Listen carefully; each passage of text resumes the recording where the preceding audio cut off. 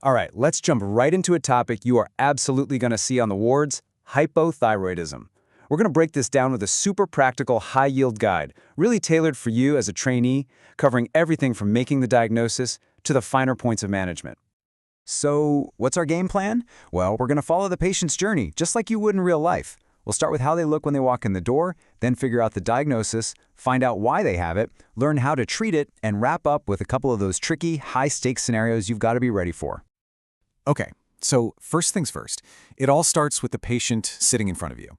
And the thing about hypothyroidism is, it's sneaky. The symptoms are often really subtle and nonspecific, so it can be easy to brush them off if you're not keeping it on your radar.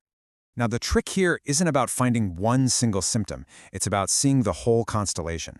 I mean, think about it. Fatigue, weight gain, feeling cold all the time, those are pretty common complaints, right? But then you add in constipation, dry skin, maybe some hair loss, and that picture starts to get a lot clearer.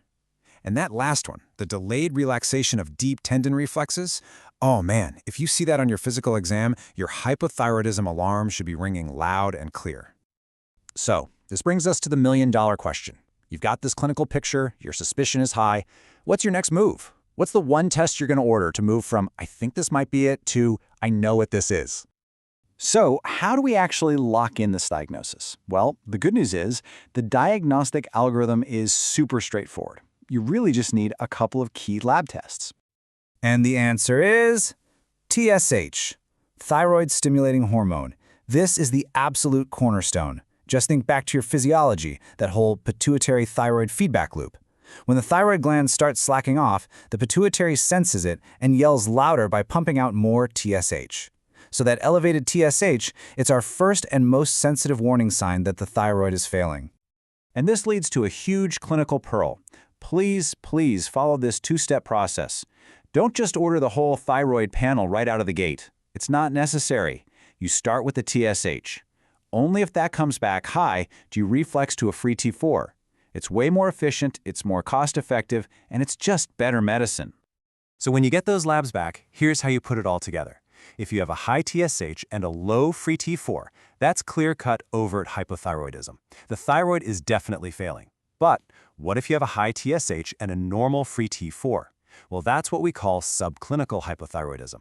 It means the thyroid is struggling and the pituitary is working overtime to keep the hormone levels normal, for now. Okay, so you've nailed the diagnosis. The patient has hypothyroidism. But a good clinician never stops there, right? The next question is always, why? What's actually causing this patient's thyroid to fail? Well, here in the US, and in any other place where people get enough iodine in their diet, the answer is almost always going to be Hashimoto's thyroiditis. And what is that?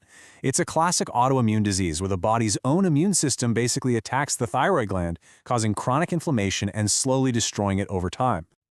And how can we be so sure it's an autoimmune process? Get this. A whopping 90% of people with Hashimoto's have these specific antibodies called TPO antibodies. This is like the immunological smoking gun. You don't always have to check for them if the case is obvious, but if you need to confirm it, this test is your go-to. All right, let's get into the nitty-gritty, the treatment. We're going to walk through how to prescribe levothyroxine, which is just synthetic T4 hormone. It's the standard of care, and getting it right is key. Here's the number you should probably just burn into your memory: 1.6 micrograms per kilogram. For a younger, healthy patient, that's your typical starting dose. But here's the crucial part.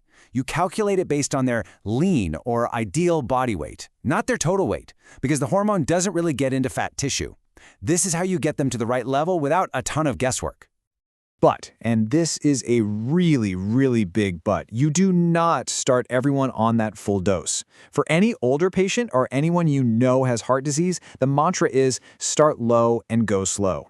You'll begin with a tiny dose, like 25 or 50 micrograms a day, because starting too high can actually trigger a heart attack or an arrhythmia, so you have to be careful.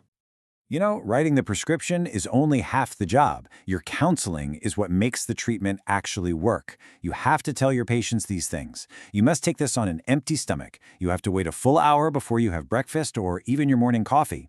And if you take calcium or iron, you've got to separate them by several hours because they'll block absorption. And finally, be patient. We can't recheck your TSH for at least 6 weeks after a dose change. Okay, let's wrap up by tackling a couple of the tougher scenarios.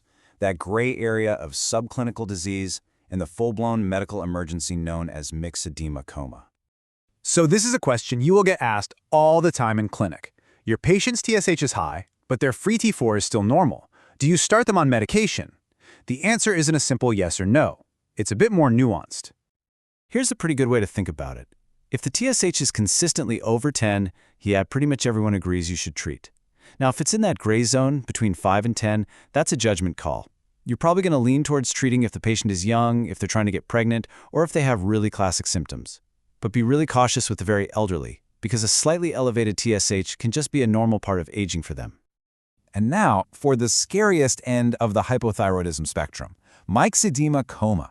This isn't just bad hypothyroidism. This is a total system collapse, a state of decompensation. It's usually kicked off by some major stressor, like a bad infection or heart attack, and it leads to altered mental status, dangerously low body temperature, and circulatory collapse. And let me be clear, the stakes here are incredibly high. The mortality rate for my myxedema coma is as high as 40%. That's not a typo. This is a true life-threatening medical emergency. These patients need to be in the ICU immediately. Okay, this brings us to our last and maybe the most important clinical question of the day. You've got this incredibly sick patient. You know they need thyroid hormone and they need it now.